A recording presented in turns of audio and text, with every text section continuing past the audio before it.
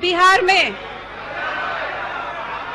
1990 से 2005 के बीच में महोदय बिहार से नए सदस्य हैं, शांति से सुना, सुधार लेंगे। चलिए, 2005 के बीच में कुछ त्रुटि हुई है तो माफ करेंगे। तो आप लोग थोड़ा शांति बनाए रखिए। नए सदस्य हैं आप लोग, संवेदना रखें महिलाओं के लिए। घर में क्या करते होंगे, सदन में नहीं बोलने दे रहे महिलाओं को। तो किसी इस आरोप से उद्योग को बचिए चलाने सब के लिए आपको बोलने दे, कोई बात नहीं है। बैठ जाइए। महोदय, माननीय सदस्यगण, मतलब कुछ सदन में कुछ कंस्ट्रक्टिव काम कर लेंगे तो हम सबों के लिए अच्छा होगा, हमारे लोगों के लिए अच्छा होगा। आग्रह है कि थोड़ा सा सकारात्मक सोच रखें और हमारी बातों को सुने। आपकी भी बातें हम सुनते हैं बहुत शांति से। श्रीमती शालिनी मिश्रा, 6 मिनट का समय है। माननीय अध्यक्ष महोदय, मैं माननीय उद्योग मंत्री जी के बजट की मांग के समर्थन के लिए खड़ी हूं। महोदय, किसी भी राज्य के समृद्धि का दर्पण उस राज्य का उद्योग धंधा होता है। कोई राज्य कितना विकसित है, आर्थिक स्थिति आप उसके कितना विकसित है, कितनी आर्थिक स्थिति अच्छी है, ये आप उसके उद्योग से समझ सकते हैं।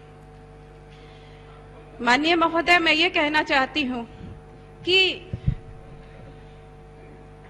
मुझे यह स्वीकार करने में कोई गुरेज नहीं है कि हमारे बिहार में प्रचुर प्राकृतिक साधन रहते हुए भी उद्योग के क्षेत्र में बहुत कुछ करना बाकी है। महोदय, हम सभी इस बात से सहमत हैं कि किसी भी प्रदेश को तब तक विकसित नहीं किया जा सकता जब तक वहां उद्योग धंधे प्रचुर मात्रा में नहीं लगाए जाएं। महोदय, उद्योग लगे, बाहरी निवेश हो, उसके लिए कुछ इंफ्रास्ट्रक्चर की जरूरत होती है, कुछ माहौल की भी जरूरत होती है। महोदय, माननीय सदस्य महोदय विपक्ष के अभी कह रहे थे, मैंने सुना चीनी मिल बंद हो गया, ये बंद हो गया, वो बंद हो गया, बहुत सारी प्रॉब्लम्स वो बता रहे थे। मैं मानती हूँ सब कुछ हो गया, लेकिन मैं उसके साथ साथ ये भी कहना चाहती हूँ कि आप उस दौर को याद करें जब 1990 से 2005 के बीच में बिहार में 1990 से 2005 के बीच में महोदय बिहार से नए सदस्य हैं, शांति से सुना, सुधार लेंगे। सदस्य बिहार में ठीक है, सुधार लेंगे। 2005 के बीच में कुछ त्रुटि हुई है तो माफ करेंगे। मैं आपको याद दिलाना चाहती हूँ महोदय आपके माध्यम से कि बिहार में 1990 से 2005 के बीच में डॉक्टर, इंजीनियर, व्यापारी या जो भी थे महोदय अपनी जान बचाकर बाहर भाग रहे थे। और इसका कोई अगर जिम्मेदार था महोदय, तो आज का विपक्ष उसके लिए जिम्मेदार था। महोदय, मैं ये कहना चाहती हूँ कि उस समय जो सबसे ज्यादा बड़ा धंधा चल रहा था अपने बिहार में, जो फल फूल रहा था और पूरे भारत नहीं पूरे विश्व में प्रसिद्ध था, वो था अपहरण का महोदय। और उस अपहरण की फिरौती कहाँ जा रही थी, क्या हो रहा था, हम सभी जानते हैं, कहने की जरूरत नहीं है महोदय। इन लोगों को जो इतनी परेशानी हो रही है, वो जो विपक्ष हमारे हैं माननीय सदस्य, उनको इतनी परेशानी महोदय इसलिए हो रही है क्योंकि अपहरण का धंधा बंद हो गया इनका और यहाँ पर बिहार में शांति कायम हो गई, इसकी वजह से इनको इतनी परेशानी हो रही है महोदय। उस कालखंड में अगर हम बात करते हैं तो उस कालखंड में न इंफ्रास्ट्रक्चर था। मैं खुद ही कॉर्पोरेट वर्ल्ड से आई हूँ महोदय, इसलिए मैं अपने अनुभव के आधार पर कह सकती हूँ कि किसी राज्य में अगर उद्योग पनपना है तो उसके लिए कुछ आधारभूत संरचनाओं की जरूरत होती है। महोदय, आप लोग थोड़ा शांति बनाए रखिए। नए सदस्य हैं आप लोग, संवेदना रखें महिलाओं के लिए। घर में क्या करते होंगे, सदन में नहीं बोलने दे रहे महिलाओं को। तो किसी उद्योग को चलाने के लिए आपको उसके लिए सड़क चाहिए, बिजली चाहिए, आपको कच्चे माल की व्यवस्था चाहिए और सबसे बड़ी जो बात होती है लॉ एंड ऑर्डर, वो चाहिए।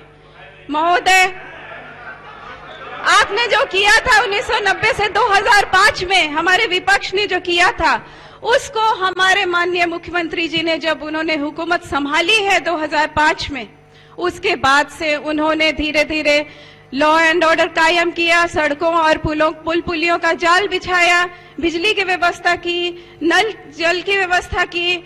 उन्होंने इतना व्यवस्था किया कि आज के समय में मैं गर्व से कह सकती हूं कि बिहार में कानून का राज कायम हो गया।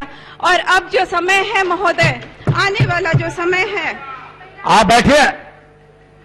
महोदय एक बात और मैं कहना भूल गई।